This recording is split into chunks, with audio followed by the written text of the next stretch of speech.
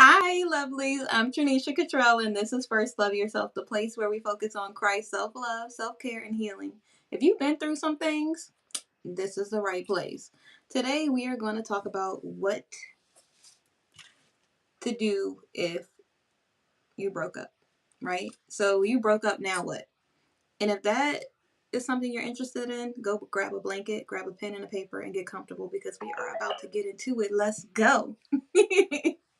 So, we've been going through this whole breakup series of like different things, moving on, healing, all the things. And even if you just want to level up, sometimes in life, we be at a point in our lives where we no longer want to be that person in our past. So, when we're leveling up, the main thing that we usually do is work. If you're immature, you usually point the finger. You like, this person did this, they did that, instead of focusing on ourselves. And so in the series, I want us to really build and grow and level up and become the person that we were always created to be. So I have four things on here. It really spells out 10, but that's not intentionally. So the first thing you want to do is you got to do the work. I know I'm looking over because one screen is here and then I got some notes on this side. So that's why I keep looking back and forth. So I'm going to try to keep looking at the one screen so you guys can really connect. But but there is two different screens and some notes. So that's why I'm looking left and right.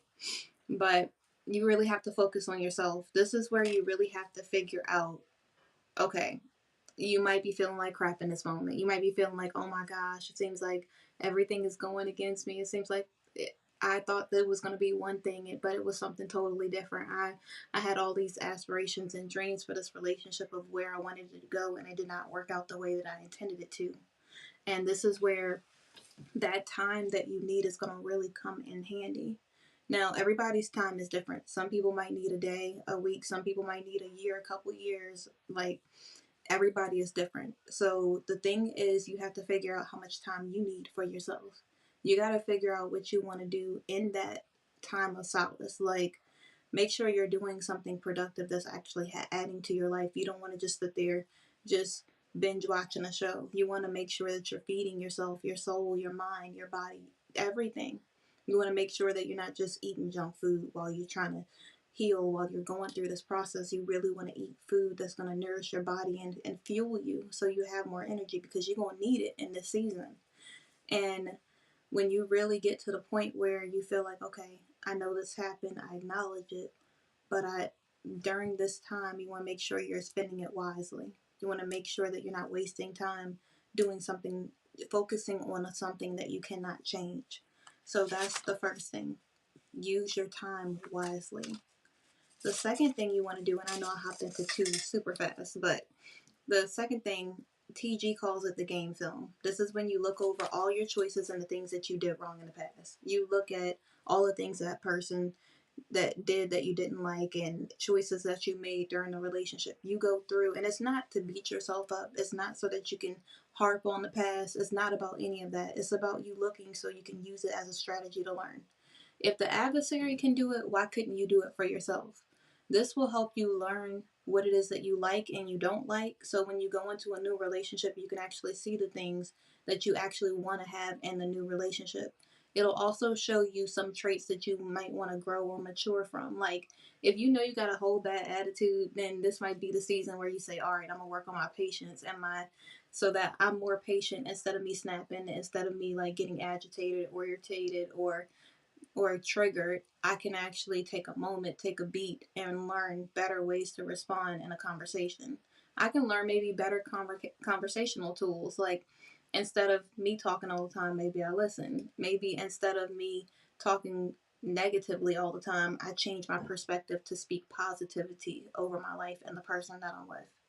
Like, this is really the moment where you look through all of the things that you've done and all of the things that the other person has did. You play back, oh yeah, I did see this red flag here from myself or from that person, because a lot of times we like to say, oh, that person did it. But let's say, for example, it's the other person. Okay, this other person said something rude to me this one day, and I never said anything about it. I hated it, or disliked it, sorry, Christian people. But I never said that I didn't like it. So in the future, maybe I'll say that's not something I'm okay with. So that way, you won't be so silent that you put up with things that you really don't want to put up with in the future, or things that you know are below your standards or below your boundaries or below what you want for yourself. Like, I think every person deserves to be happy and to be in a healthy relationship. And if you want a healthy relationship, you really have to look at the game film, like TG says. You really have to look back and see what it is that you did and didn't like. Like, what are things that you want to do? Like, maybe you want to go to a racetrack. Maybe you want to go on adventures, but the person's not adventurous, or whatever your thing is. There's going to be things that you do and do not want to do, and you have to make sure that you align the person you're in a relationship with, friendship with the things that you aspire to have in the future. The third thing, and I'm running through these real quick because I don't want to waste too many people's time, is to acknowledge your wrongs. Now, I know we talked about looking at the things that the other person did wrong. So you can see if they were disrespectful, if they did something that stood out. And at first you were like, oh, it's not that big of a deal. And then you look back through later and you're like, dang, okay, that was a huge red flag. Now I see. So in the future, when I'm going into a new relationship, I can look for this. Now in the future, and I'm not saying that just because someone says I the same way, all of a sudden they're all the same. I'm saying that if someone does something in the future that you don't like, you speak up for yourself. If someone does something that you're not okay with, you speak up for yourself, or you know what your deal breakers are. You know what you do and you do not like in a relationship. So sometimes when you're in a fresh relationship and you have no standards or boundaries, or you don't know what your deal breakers are, you'll put up with a lot of things. But when you know what your deal breakers are, it helps you to not have to put up with as much. So then you save yourself a lot of trouble, a lot of heartache that you would have went through had you not really taken that time to really think about the things you didn't like about that person. Now, when we're talking about ourselves, oof, this is where it gets rough, because it's easy to point the finger at other people. It's hard to point the finger at yourself. This is where you have to say, I chose to stay in this relationship for however long it was. I know you want to be like, sometimes we get so comfortable in the role of being the victim that we forget that we have responsibility for our own actions to really acknowledge. Like, when you choose to be with someone, that's your choice. When you choose to stay with someone, that's your choice. When you choose to deal with someone treating you a certain type of way and you know you deserve better, that's a choice. I'm not saying that it's not hard. I've been there. I know how hard it is to move on or to get out of certain relationships because you get attached, or because you know your heart is in it. People looking on the outside would be like, well, if that was me, I would do this. Oh, I would never put up with that. But you don't know what you would put up with unless you've been in a situation where you have. There's certain relationships that are a little harder to get out of than others. But I want to tell you, men, women, whoever's watching this video, you are a lot stronger than you think you are. Like, I know you feel like the adversary would have you think, well, who else is going to love you? Well, nobody's ever going to treat you right. Well, most guys do this. It doesn't matter what most people do. If you got a God like the God that I know, you only need one person to treat you the right way. You don't need hundreds of guys to treat you the right way. And I'm not saying there won't be people that respect you because you respect yourself. I'm saying that you only need one. So you don't have time to worry about the other people. It's time to just worry about yourself. What is it that you know, like, in the future, oh dang, you know, I saw this red flag the first month and I just thought it would get better. Instead of saying, no, that's something I'm really absolutely 100% not okay with. Not like this might be a huge deal breaker for somebody, but I'm just using this as an example. Not just he chews and keeps his mouth open the whole time he's chewing. Like, you can see all the food. I'm not trying to give you a visual or anything, but not something like that. I mean, like, something like pure disrespect, or like something that's like not being communicative or something. And, you know, we can all work on communication, but it could be something like where it's no talking at all. And you're like, I really love to talk. So how am I going to communicate with this person? But they've always been like that. And so in the future, when you get further down in a relationship, you're like, oh, they never talk. It's so annoying. They get on my nerves. You knew they were a non-verbal communicator in the beginning of the relationship. They barely communicate non-verbally. but you chose to stay with them. Like, those are the things that you have to look at and acknowledge within yourself and say, I really want a person that communicates, because communication is so important to me. When you know that, then you can acknowledge and choose that in the future. When you know that you want to be respected, and at a certain point you don't tolerate disrespect, and you also, this is something TG said and something that I learned, like that God taught me when I was single and in my single season. He really taught me that if you want someone to treat you a certain way, you have to treat yourself that way. If you want somebody to be, if you want someone to respect you, you have to respect yourself. Like, you can't be disrespectful to someone and then expect them to respect you. You can't expect someone to be consistent and you're inconsistent in your life.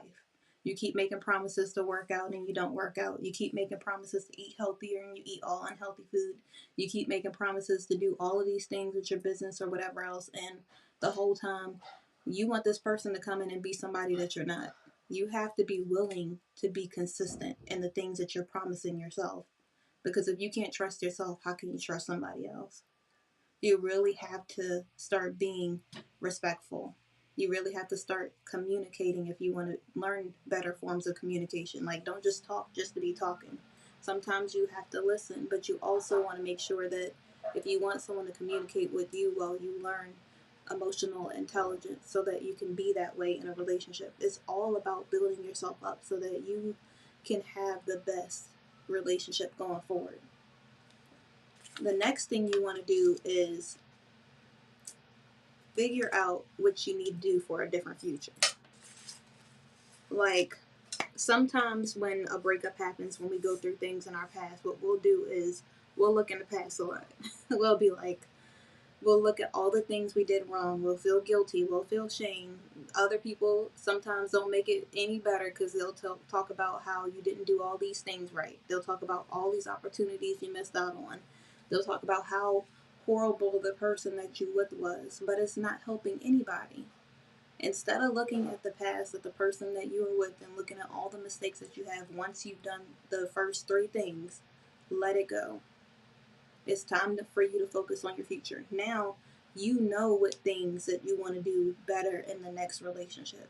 You know the type of guy that you're looking for. And I don't mean make a 3-page list. I mean, pray to God for discernment and then use that. Know what your boundaries are. Really know what your standards and boundaries are. And I don't mean unrealistic standards of you being on some kind of throne and him carrying you in a chair all around, all over the place. I mean, you willing to be selfless and also pouring into the other person. You understanding that it's a relationship is about two people. It's not just about you. Think about the areas in your life where you want to be completely selfless going forward in this new relationship. Think about the ways you're going to prepare for it. Like, what are you going to do in the single season? Are you going to, like, really do solo dates? Are you going to do dates with God? Like, I heard that from somewhere on a podcast, and I've technically done a date with God, but I didn't call it a date with God. Are you going to learn some new skills? Like, one of the things that I did, and I hope that all of you try this, is learn a new skill. I went to I went to a class that I would have never thought I would be interested in, and I do the same thing to this day. But whenever like I feel down or something, I do that activity because it was so much fun. But I would have never known it was fun if I wasn't willing to give it a try. You have to be willing to get outside of your box and do the things that make you feel a little uncomfortable that are healthy for you so that you can know what you do like in the future. Because the worst thing you want to do is get in a relationship with someone new and they suggest doing something that you've never done before that's different, and you're like, nah, I don't really like doing something like that. You've never done it. You don't know if you are or not gonna like it. So give it a shot in your single season so when you get into the next relationship you can try those things and it might be something that you actually enjoy. So as you are healing, as you're going through these things, I really want you to understand that understanding the breakup is not about the other person, it's about you. It's about you getting the healing, the tools, the strategy that you need to move forward so that you can be the best version of yourself. So that when you're going through something in the future, you know the first thing you do is focus on God. The second thing you want to do is go through the game film, like TG said. The third thing you want to do is make sure that you hold yourself accountable and that you figure out what you want your future to look like, so that you don't keep looking back. And you only do this one time. This isn't a every day you keep going harping over the things that you did wrong. This is about you taking a moment before you move forward to heal the right way, so that you have everything that you need to pour the right way into a new relationship. Into a new relationship with God, with yourself, and with a new person. So I hope that this was helpful, and if it was helpful, go ahead and give me a thumbs up. Subscribe to the channel if you're not already subscribed on YouTube, Trinisha Cottrell, and I will see you guys on Monday. Have an amazing Friday. Fantastic Friday. Bye.